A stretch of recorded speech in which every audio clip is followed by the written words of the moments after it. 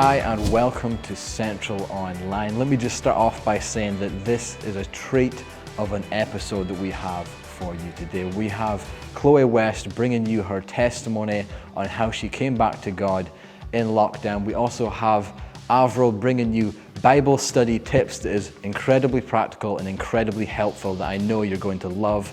And we also have Monica just bringing you a little teaser about what happens here on Life Groups on Thursday nights. So we're just going to head straight into this service.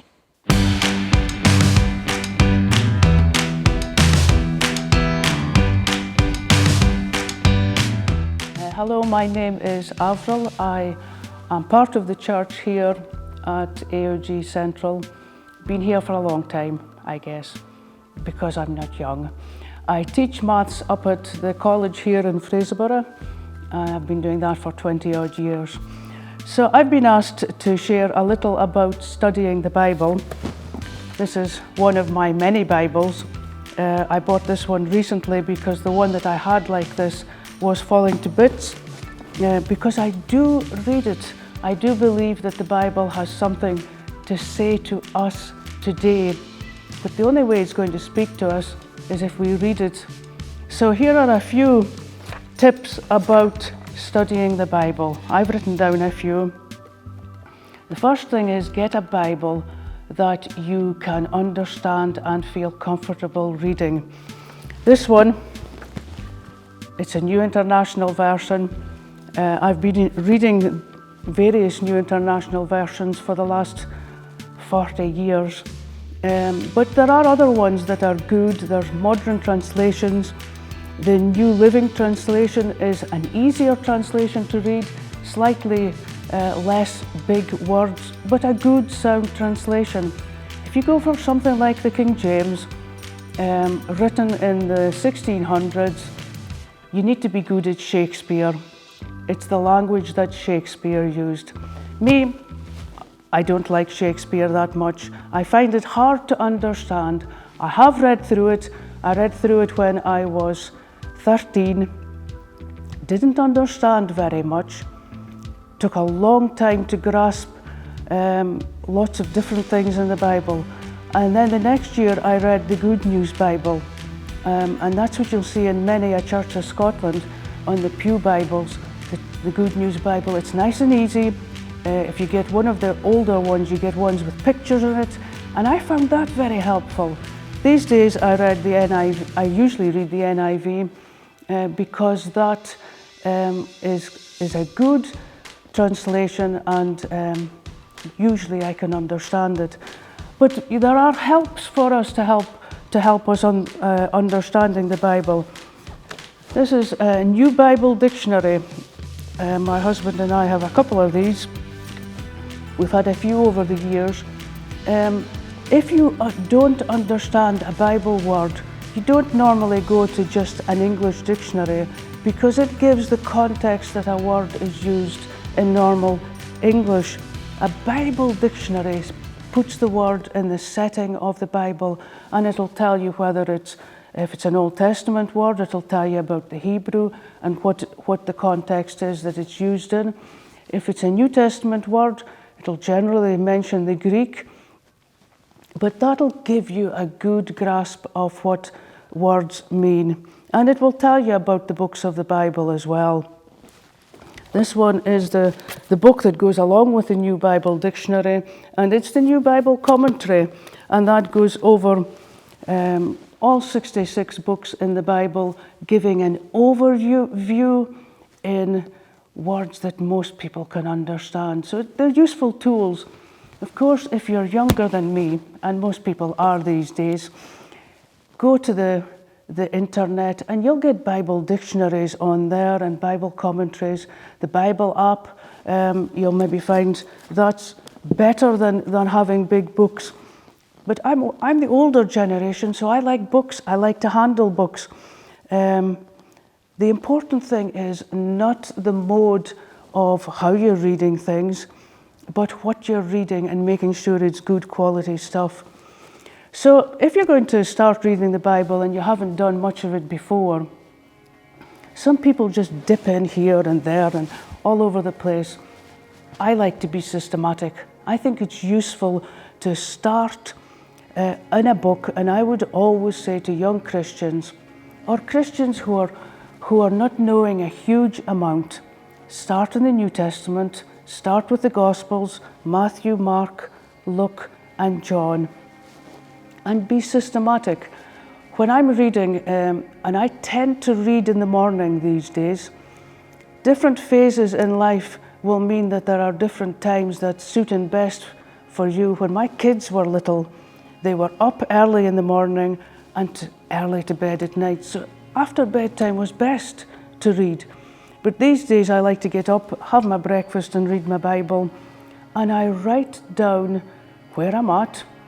So it might be like today I was reading Mark chapter 6, and I read Mark chapter 6, 7 and 8, and I crossed them off in my notebook so that tomorrow when I pick up my Bible, I can start at the right place. So I would advise people be systematic. Don't just jump from one place to the next because you never get an overview. But get a Bible planner if you're not very good at making one yourself.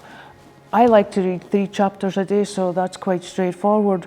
But you can get Bible planners at the back of a lot of the Bibles these days, and you can tick off as you work through sections.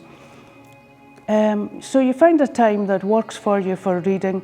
When I start off in the Bible, I open up my chapter, and before I read, I always ask God to give me understanding, to speak through His Word, to give me a heart that's open to what the Holy Spirit has to say, and ask God to help me to understand it and to apply it if there are things I need to apply in my life.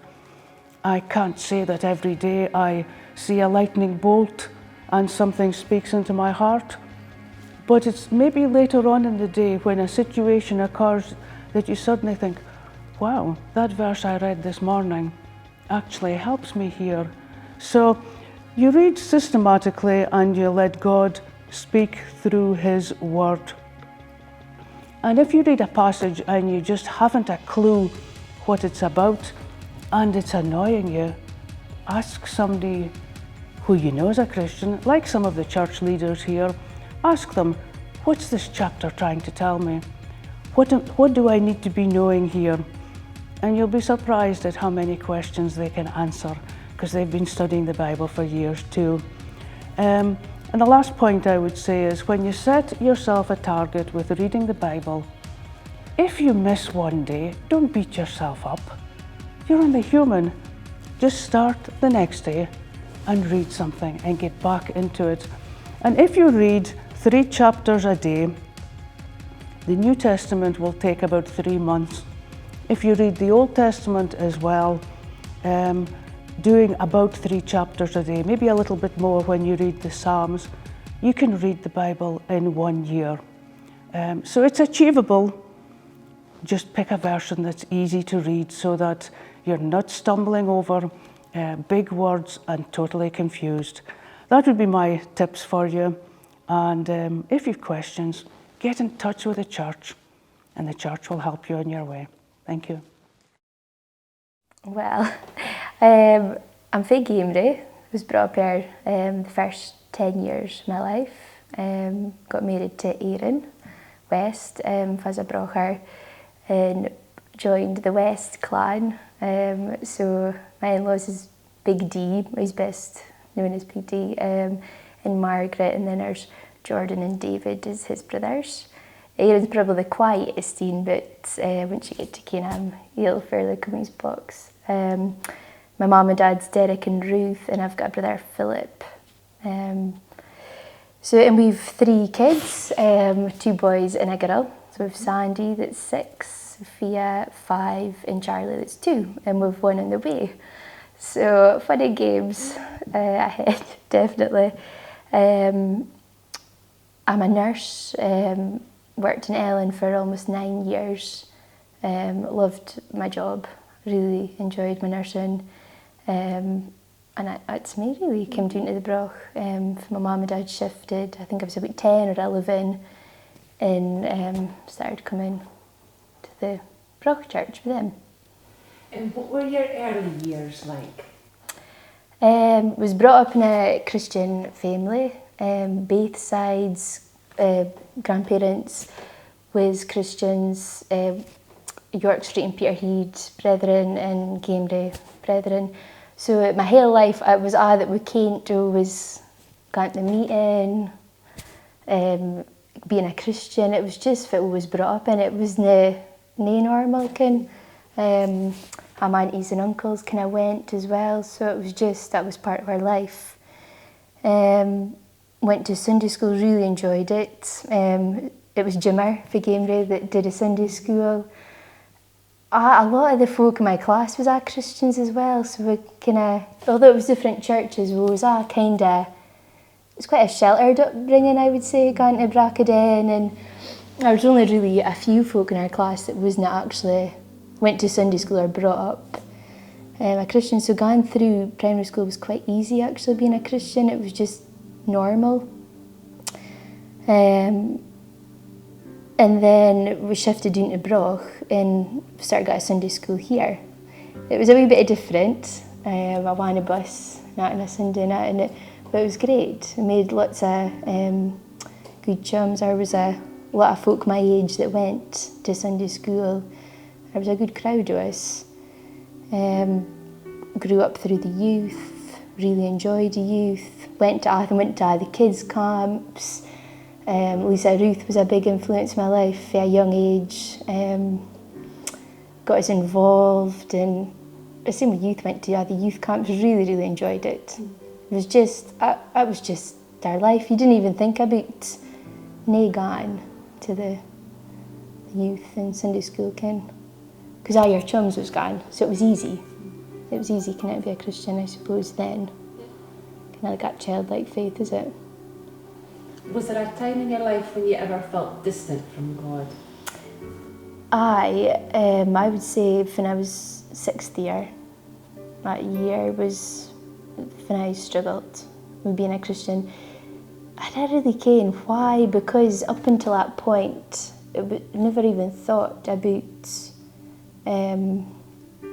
going to the youth, or not that I didn't mix with folk that wasn't at a church, but just because I was quite strong, no, we go to church. And then 6th year, it just seemed to become so much harder. And I didn't know if it was trying to fit in, or make more chums, or wrong relationships. And it just kind of got to the point that we did start going out at the weekend. And I was a group of us that went to church, and we was all so it maybe made it easier, but it was hard on my family at the time when we said that we wasn't going to go on a Sunday, and I made it clear it was horrible, because you didn't want to hurt your folk. And then I went away to uni, and I enjoyed student life. I enjoyed mixing with folk, the social side of it. Loved my nursing, loved my placements, and it got easier going. Once you stop going to church, it gets easy just to go, and then you didn't think about it. So looking back, probably it's the wrong thing to do, stop going, but it's so easy once you stop. It's just you forget about it and it goes to the back of your mind. Although I was feel convicted that I was keen if it was right and wrong, because I'd been brought up. It doesn't leave you. Some days you think, oh, I wish it would just... But as I was that voice, I was keen. And it was 10 years actually that we didn't go. It was from 17 till I was 27. And I can't believe it was that length that time. I can't believe we left it so long.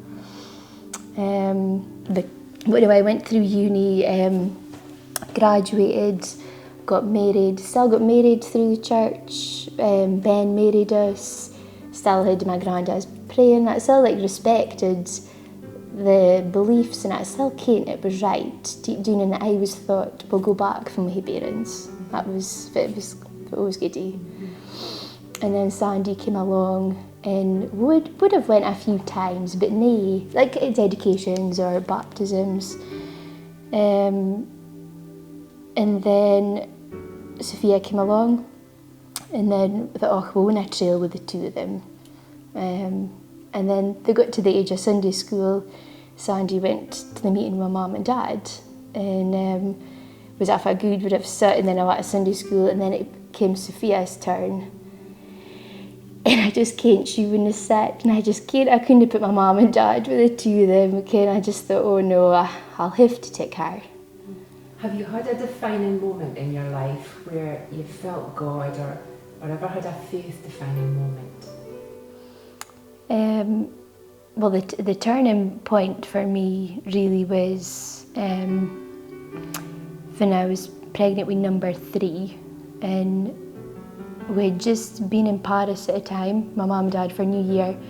I was excited to kind of share us news with baby number 3, although at the same time I was worried as well, because I thought, oh me, they're going to think we're crazy, 3 under 3. But we came home and I just didn't feel that there was something wasn't right with this pregnancy. I'd lost all my pregnancy symptoms and didn't feel hungry, and I had been so hungry up until this point.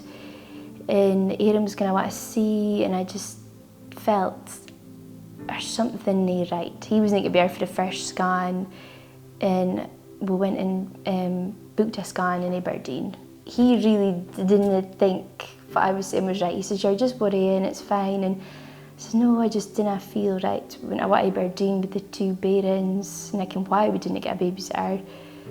Went to a clinic, went in and got a scan, and just absolutely devastating to find out that I was in a heartbeat. And it was just absolutely devastating. Didn't know how to feel, just shocked. Didn't think this was going to happen to us. It was number 3. Every other pregnancy had been normal and no complications. I walked to the clinic and I had to go up to the hospital, and it was like, oh me, I have to phone my mum and dad and get them to come and pick up the Bairns. And when I think back, if I had hidden the Lord in my life at that time, the first thing he would have been probably done is prayed. But I was so far from the Lord, it didn't even enter my head at that point, even though Sandy was got Sunday school at this point, I hadn't quite gotten started with Sophia yet, but so there was a wee bit of the connection, but it wasn't gone no way. So it made us really quite a hard time, I would say. Went up to the hospital, doctor said I was in a heartbeat, definitely I was in a heartbeat there. That I would need to bide in hospital.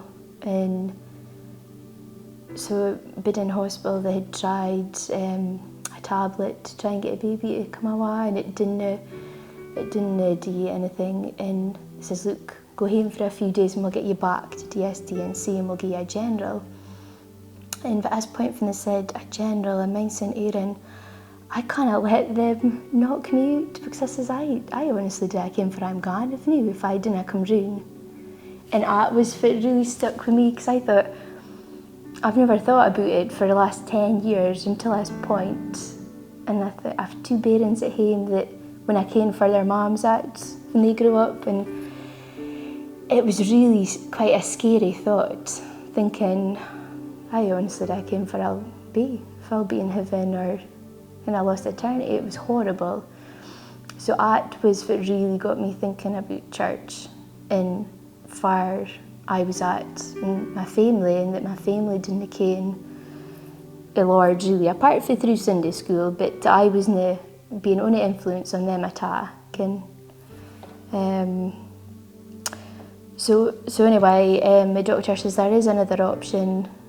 We can do it, and you can just take gas in there. And I was like, definitely. I just went to get us out and did me and get home and get back to my life, back to work and things.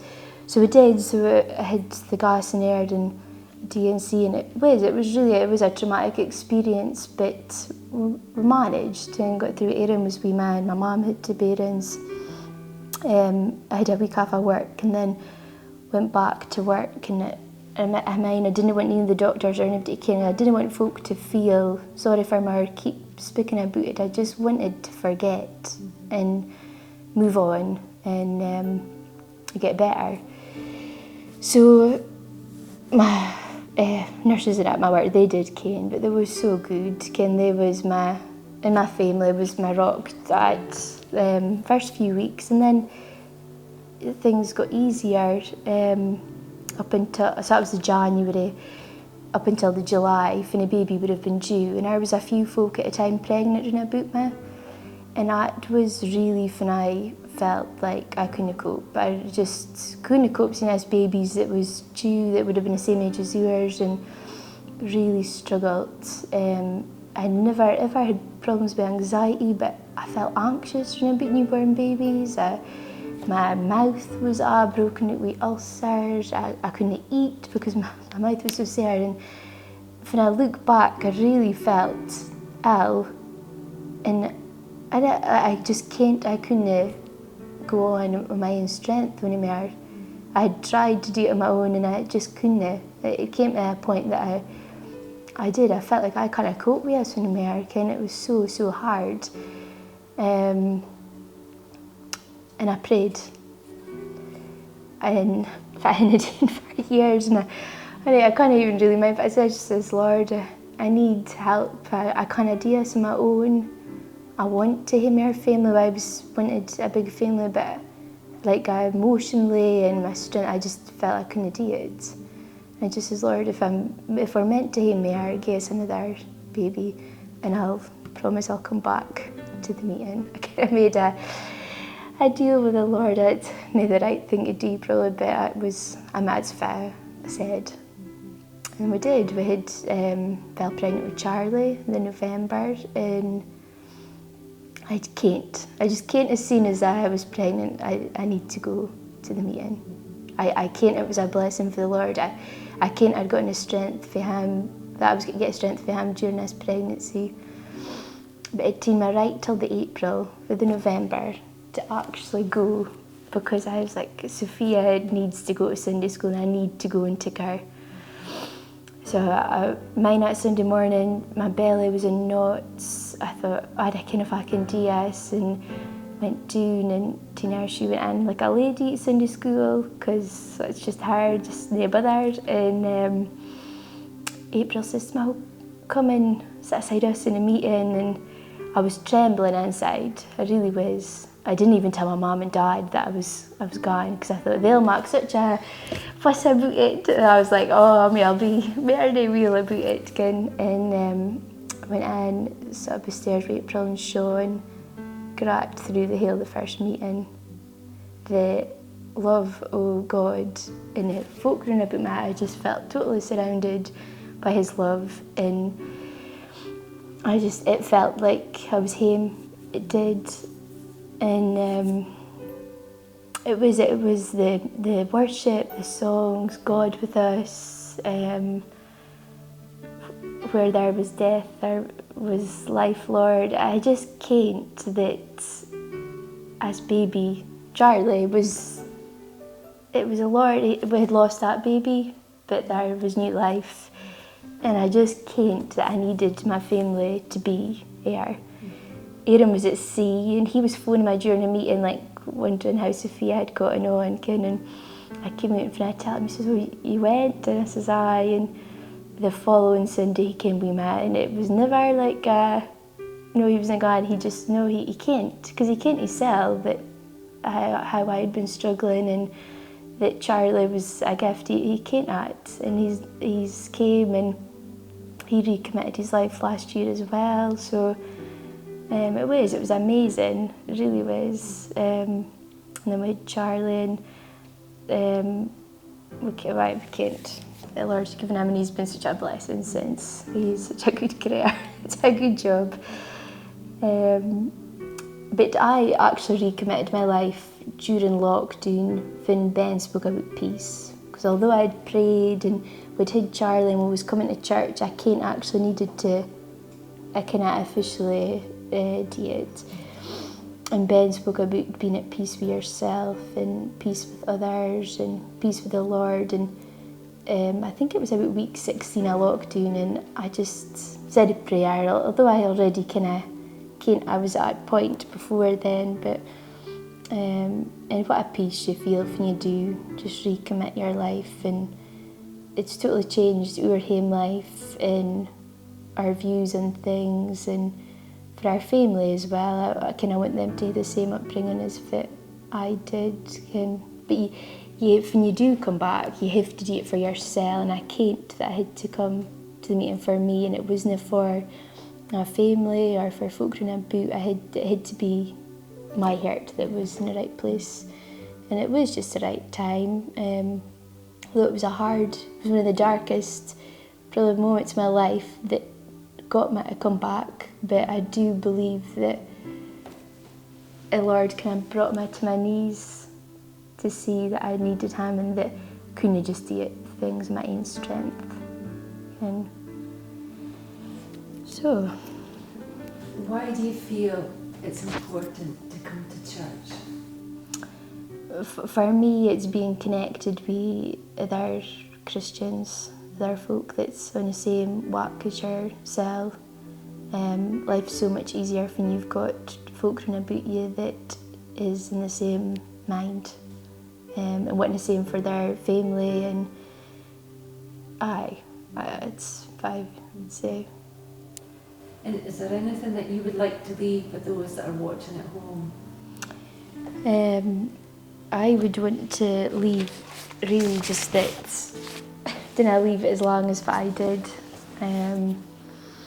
Although it's hard, and you think that this folks get be judging you for the being, and it's so near like I had the wrong idea of church in my head, and that it doesn't matter what you're going through, that the Lord will be there, and that you can pray to Him about the littlest of things or the biggest of things, and just to get plugged in with folk that is in the same mind as yourself. And we joined a life group, and it's been great. Me and Erin both joined, and I've done the Alpha, and it's just so good to speak to others that's went through other things that's similar. And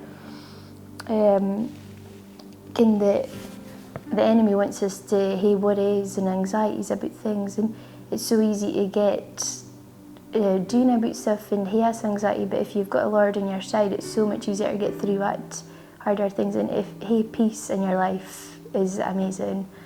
I just came myself that the peace I felt when I came back was amazing. Again, that you felt the Holy Spirit running about you, and you felt just the love of others, and folk will just be so glad to see you.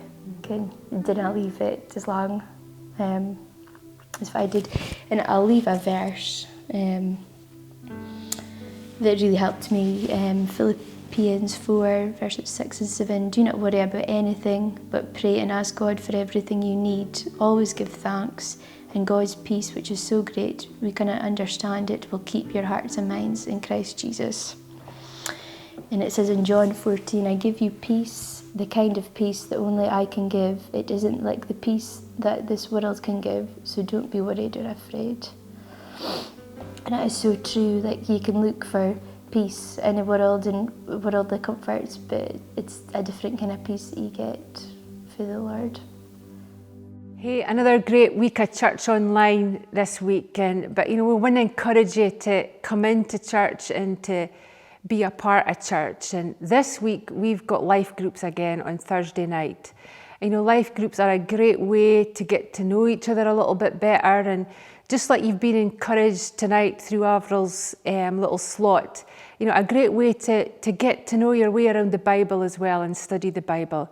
So we've got two options. We've got an in-person meeting at 7:30 here in the church, and there's also Zoom. For those of you that maybe have kids or are working a wee bit later where in-person's not going to work for you, you could jump on to our Zoom life groups at 8 o'clock. And we're currently going through a study on loving God and loving people, and it's been fantastic. We're all being challenged and learning a wee bit more about what the Bible says about loving God and loving people. And life groups have begun again, they're new groups, so if you maybe feel like, oh, it would be difficult to come in, now is one of the best times to come into life groups, because the groups are just beginning to be established, and it's a great way to come in and get to know some more people and get rooted and established in church. So hopefully see you there on Thursday. Thank you. Amazing. Thank you to everyone who took part in this episode, and thanks to you too for tuning in. If you haven't already connected into the life of the church or have been booked in to an in-person service, this is my invitation to you to book in. We have 2 services happening on Sunday, one at 9:30 and one at 11. And they're both amazing. You won't regret booking in. The atmosphere is amazing. Everyone is friendly, so please get booked in for that. We also have life groups coming up, as Monica mentioned, on Thursday night. We'll be meeting here in church at 7:30, and we split up into small groups, watch a video and discuss that. It is a treat, and I know you'll love it. We'll see you next week.